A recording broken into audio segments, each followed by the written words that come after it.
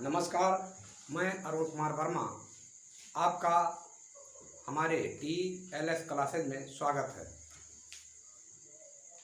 कल वाली यानी कि पिछले पार्ट 3 में कक्षा 10 के पार्ट नंबर 1 मतलब पार्ट नंबर 3 में हमने बताया था आप लोगों को कि प्रकाश के मतलब पार्ट में कि दर्पण कितने प्रकार के होते हैं। तो दर्पण बेटा दो प्रकार के मुख्य रूप से होते हैं।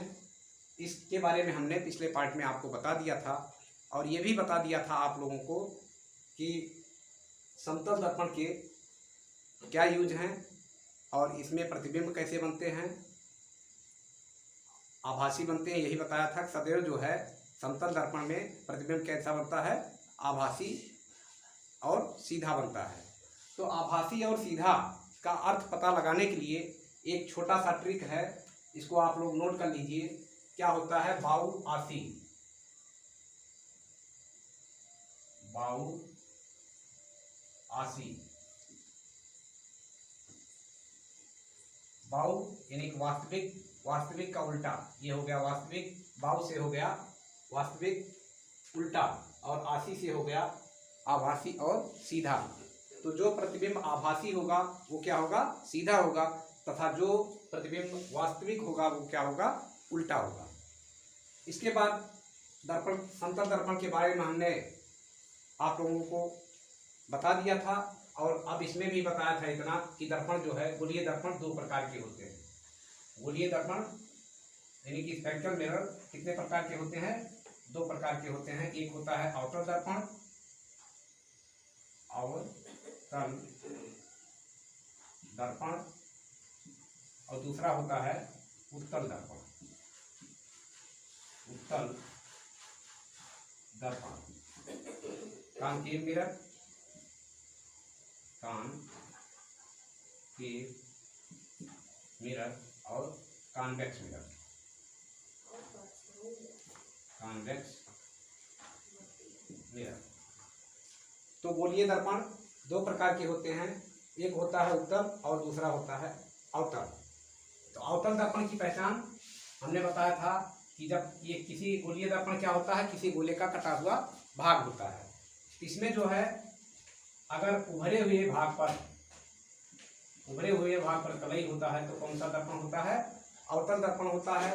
और अगर अंदरूनी भाग पर यानी कि धंसे हुए भाग पर अगर कलई किया रहता है इस प्रकार से, तो ये कौन सा होता है? उत्तल दर्पण होता है। ये दोनों दर्पण की पहचान है। तो इसमें क्या होता है, अवतल दर्पण के बारे में अब आगे विस्तृत से जानकारी आप लोगों को दी जाएगी कि अवतल दर्पण क्या, द्वारा बना प्रतिबिंब कहाँ और कैसे बनता है।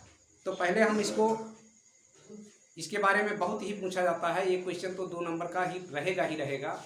इसको जो है आप लोग ध्यान से देखिएगा।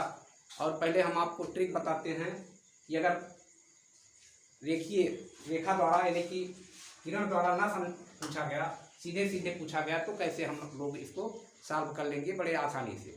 और अगर किरण द्वारा भी पूछा गया तो ट्रिक के माध्यम से हम वहाँ पर किरण ले जाकर सेट कर सकते हैं। तो पहले हमारा ट्रिक देखिए क्या है। ट्रिक बेटा, पहले हम अवतल दर्पण के बारे में आप लोगों को बताएंगे। किस दर्पण के बारे में? अवतल दर्पण के बारे में। तो अवतल दर्पण कैसे बनेगा? ये हो गया अवतल दर्पण, जिसमें बाहर का भाग जो है कलई किया रहता है। कलई किस चीज का रहता है? पॉलिश किस चीज का किया रहता है? चांदी का या पारे का या तारपीन के तेल का।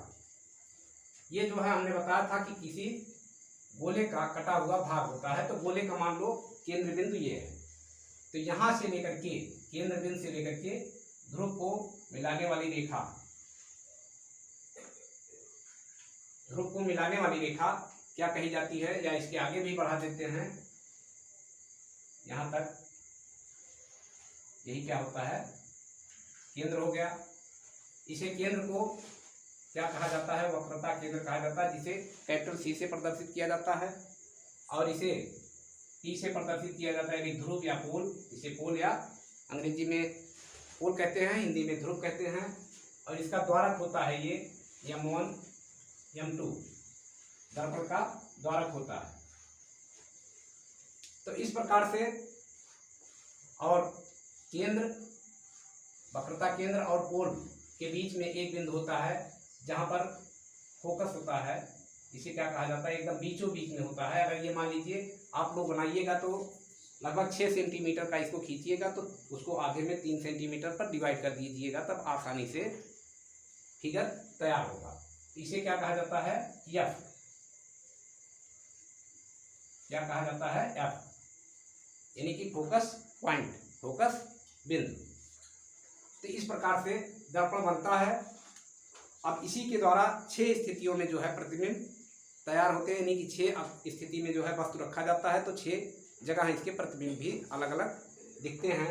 तो ट्रिक इसका क्या है कि ये जो है एक जगह देखो यहाँ पर रखा जा सकता है, कहीं भी इसके और इसके बीच में कहीं भी रखा जा सकता है, कोई ये नहीं कि बीच में रखा जाए। एक जगह यहाँ इसके बीच में, एक जगह यहाँ कहीं, और इसके आगे जब आगे बढ़ा देंगे इसको तो कहीं आपको जाकर के अनंत मिलेगा। यानी कि एक वस्तु कहाँ रखी गई, अनंत पर रखी गई, अनंत पर कोई वस्तु रखी गई। अनंत माने इनफाइनाइट, इसके बारे में हमें जानकारी नहीं है। तो मान करके रखा जाता है कि कोई वस्तु अनंत पर रखी है तो उसका प्रतिबिंब कहाँ बनेगा, ये बिंदु यहाँ पर नोट करते हैं। ये बिंदु मतलब ये बिंदु यहाँ पर होगा, इसे नोट नहीं किया जा सकता क्योंकि अनंत हम आप तक पता नहीं पाए हैं कि कितना दूर पर है। तो इस प्रकार से एक अनंत पर हो गया, दूसरा हम यहाँ कहीं रख लेंगे इस जगह पर,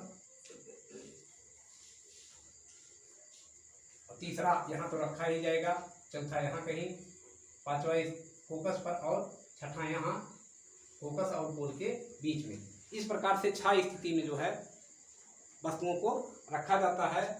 और इन्हीं के बारे में पूछा जाता है कि क्वेश्चन आप लोगों को बनेगा कैसे कि अनंत पर रखी हुई वस्तु का प्रतिबिंब अवतल दर्पण के सामने, ये कौन सा दर्पण है, अवतल दर्पण है, तो अवतल दर्पण के सामने रखी हुई वस्तु का प्रतिबिंब कहाँ और कैसे बनेगा, इसकी प्रकृति कहाँ होगी, कहाँ बनेगा, छोटा बनेगा या बड़ा बनेगा, यही आप लोगों को बताना है। तो पहले ट्रिक देख लीजिए, फिर हम किरण आरेख बना करके आप लोगों को एक का किरण आरेख बना करके आप लोगों को विस्तृत में बताएंगे। इसमें देखिए अनंत को 1 माना जाता है, मानो इसका क्या हो गया, 1 हो गया, और यहाँ पर जो रखा गया वस्तु इसको दूसरा नंबर माना गया, और जो वक्रता केंद्र पर वस्तु रखी गई इसको तीसरा नंबर माना गया, तीसरा पॉइंट। और इसके बीच में जो रखी गई वक्रता केंद्र और फोकस के बीच में जो वस्तु रखी गई इसको क्या माना गया, चौथा पॉइंट। और इसे जो है फोकस पर जो वस्तु रखी गई इसको 5वां पॉइंट, और यहाँ पर जो वस्तु रखी गई इसे 6ठा पॉइंट माना गया। इस प्रकार से 1 2 3 4 5 6 स्थिति में जो है वस्तु को रखा जा सकता है। अब ये नहीं है कि ये बीचों बीच में रहे, कहीं किनारे भी इधर भी रह सकता है, यानी कि बीच में रहता है, एकदम मिडिल में नहीं, इसके और इसके बीच में कहीं भी रखी जा सकती है। तो इस प्रकार से 6 प्रकार के वस्तु 6 बिंदु पर रख करके जो है इसका प्रतिबिंब पूछा जाता है आप लोगों से। इसको देखो आसान सा ट्रिक है कि जो नंबर 1 पर वस्तु रखी गई है उसका प्रतिबिंब कहाँ बनेगा, यहाँ से 1 नंबर छोड़ दीजिएगा, यहाँ से उल्टा करके आइएगा 1 2 3 4 5 करके। यहाँ पर देखिए 1, और इस बिंदु पर दूसरा, और इस बिंदु पर तीसरा, यहाँ पर चौथा, और यहाँ पर 5वां, और छठा जो है ये जो है दर्पण के पीछे बनता है, कहीं पर दर्पण के पीछे बनता है। और किसका, यहाँ जो वस्तु रखी जाती है फोकस और पोल के बीच में जो वस्तु रखी जाती है इसका प्रतिबिंब कहाँ बनता है, दर्पण के पीछे बनता है। यही एक अवतल दर्पण में एक ऐसा प्रतिबिंब है जो दर्पण के पीछे सीधा आभासी तथा वस्तु से काफ़ी बड़ा बनता है। और जो इधर होते हैं इसमें क्या होता है कि अगर अनंत पर कोई वस्तु रखी गई है तो उसका प्रतिबिंब कहाँ बनेगा, फोकस पर बनेगा। और देखो अनंत से लेकर के और सेंटर के बीच में जितने भी वस्तु रखे जाते हैं ये क्या होते हैं, वस्तु से क्या होते हैं, छोटे होते हैं, वस्तु से छोटा, यानी कि जो हम वस्तु रखते हैं उसका प्रतिबिंब उससे छोटा बनता है, वस्तु से छोटा प्रतिबिंब, प्रतिबिंब वस्तु से छोटा प्रतिबिंब बनेगा और जो सेंटर पर वस्तु रखा जाएगा उसका एकदम वस्तु के बराबर बनेगा। यहाँ पर जो वस्तु रखी जाएगी उसका प्रतिबिंब क्या बनता है?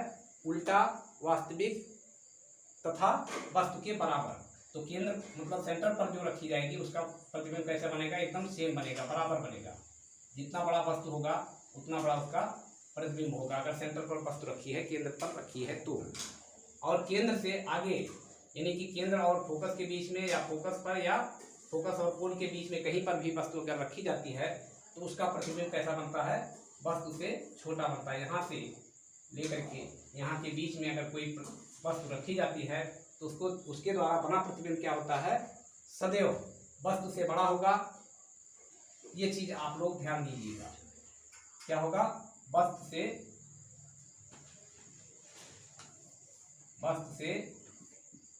बड़ा प्रतिबिंब होगा, प्रतिबिंब होगा। ये चीज आप लोग, ये ट्रिक जो है अगर आप लोग के दिमाग में बैठ गया तो हमें अगर परीक्षा में मान लीजिए पूछा जाता है कि कोई वस्तु अनंत और सेंटर के बीच में कहीं रखी गई है तो उसका प्रतिबिंब किस प्रकार से बनेगा, इसको पहले आप लोग जो है इसका स्क्रीनशॉट ले लीजिए या कॉपी में उतार लीजिए। ये हमेशा के लिए आप लोगों को काम देगा। बहुत ही क्वेश्चन भी, न्यूमेरिकल भी लगाने में बहुत ही मदद करता है, क्योंकि इससे क्या पता लग जाता है कि हमारा प्रतिबिंब कहाँ पर रखा गया है। जैसे फोकस दूरी अगर दे दिए, वक्रता त्रिज्या दे दिए 20 सेंटीमीटर और दे दिए फोकस दूरी, तो हम जान लेते हैं कि फोकस दूरी कितनी होगी? वक्रता त्रिज्या की आधी होती है। तो फोकस दूरी देखिए, इसमें हमने बताया वक्रता त्रिज्या अगर मान लीजिए हमने बताया था 6 सेंटीमीटर मान करके जो है हमेशा फिगर आप लोग बनाइएगा 6 या 8, जिससे आधे आधे पर आप लोगों का क्लियर हो जाए। तो 6 पर अक्सर बनाया जाता है, क्योंकि बहुत बड़ा कापी भी नहीं पूरे में पन्ने में दिखाने में अच्छा नहीं लगता है। तो 6 सेंटीमीटर के इसको खींचिएगा और 3 पर आधे पर क्या कर दीजिएगा? फोकस कर दीजिएगा और आराम से जो है जहाँ वस्तु कही है वहाँ पर रख करके और आप लोग जो है उसका जो है फिगर बना लेंगे कि कहाँ पर वस्तु। फिगर के माध्यम से आप लोग किरण के माध्यम से आप लोग किरण आरेख द्वारा पूछा जाता है कि किरण आरेख द्वारा आप दिखाइए, तो किरण आरेख द्वारा आराम से दिखा लेंगे। तो इसमें क्या होगा? पहले तो एक फार्मूला बनता है इसी के माध्यम से कि फोकस दूरी और वक्रता त्रिज्या में संबंध लिखिए। हर साल लगभग पूछा जाता है, या तो ये पूछा जाएगा सीधे संबंध या तो पूछा जाएगा इस पर क्वेश्चन। तो अभी हम संबंध बता देते हैं। न्यूमेरिकल तो हमने आपको वादा किया है कि एक दो पार्ट में आपको आराम से पूरा विस्तृत बता देंगे, जिससे कोई भी न्यूमेरिकल जो परीक्षा में आए अगर आप लोग ध्यान से पढ़े रहेंगे तो आप लोगों से छूटेगा नहीं। ये ट्रिक है कि अनंत पर रखी वस्तु का प्रतिबिंब कहाँ बनेगा? फोकस पर बनेगा। और अगर अनंत और सेंटर के बीच में कहीं वस्तु रखी है, ये दूसरा, तो इसका कहाँ बनेगा? सेंटर और फोकस के बीच में वस्तु से छोटा बनेगा, क्योंकि इधर जो वस्तु रखी जाती है यहाँ तक वस्तु से छोटा बनता है। और उल्टा बनेगा, नीचे की तरफ बनेगा तो हमेशा उल्टा ही होगा। तो इसमें जो है एक ही प्रतिबिंब ऐसा बनता है जो आभासी और सीधा होता है। इधर की तरफ जो बनेगा वो वास्तविक कहा जाता है, चूँकि किरणें हमें दिखाई पड़ती हैं। इसके बारे में हमने पिछले वीडियो में आपको नॉलेज दिया है, या पूरा विस्तृत रूप से उसमें जो है वर्णन किया है, बताया है आप लोगों को। अब इसके आगे क्या होता है? अगर सेंटर पर कोई वस्तु रखी जाती नंबर 3 पर, तो उसका प्रतिबिंब जो है वस्तु के एकदम सेम बनता है और वस्तु के बराबर और उसी पर ही, सेंटर पर ही उसका प्रतिबिंब बनता है, इधर उधर नहीं बनता है। अगर ये ट्रिक आप लोगों को पता रहेगा तो आप लोग इधर उधर अगर नहीं भी भूल भी जाते हैं और ट्रिक पता है तो कम से कम उसको ले जाकर के वहाँ पर टेस्ट करवा देंगे, तो नंबर पाने का पूरा चांस आपको लोगों को बन जाता है। और अगर ये भी नहीं पता रहेगा तो आप लोग किरण भी गलत खींच देंगे, तो किसी भी हाल में जो है आपको प्रतिबिंब सही स्थान पर नहीं दिखाई पड़ेगा या नहीं बना पाएंगे। और ट्रिक पता है तो इतना तो जान ही जाएंगे कि हमें जो है 3 नंबर पर मतलब सेंटर पर रखी वस्तु का प्रतिबिंब सेंटर पर बनाना है, तो किसी प्रकार से थोड़ा इधर उधर करके बेटा मिला सकते हैं, काम बन सकता है। क्योंकि हाई स्कूल में ज़्यादा प्रॉब्लम नहीं होती नंबर लेने के लिए। अगर आपने कुछ भी बनाया है थोड़ा बहुत तो एग्जामिनर जो है कुछ ना कुछ नंबर तो उस पर पूरा नहीं देगा, दे ही देता है। तो इस प्रकार से ये ट्रिक हमें आशा है कि आप लोगों को समझ में आ गया होगा। और हम अब इसके बारे में, इसको आप लोग कंठस्थ कीजिएगा। इसके बारे में अगली वीडियो किरण आरेख के बारे में अगले वीडियो में हम आप लोगों को लेकर आएंगे। अगर ये मेरी वीडियो आप लोगों को समझ में आ रही हो तो आप लोग हमारे DLS क्लासेज को सब्सक्राइब करिए, लाइक करिए और शेयर करिए तथा हमारे चैनल को भी आगे बढ़ाने का आप लोग प्रयास कीजिए। और अगर आप लोग प्रयास करेंगे तो हम लोग, अगर आप 10% प्रयास करेंगे तो हम आप लोगों के लिए 100% प्रयास करने का प्रयास करेंगे। अब आगे मिलते हैं अगली वीडियो में, तब तक के लिए नमस्कार।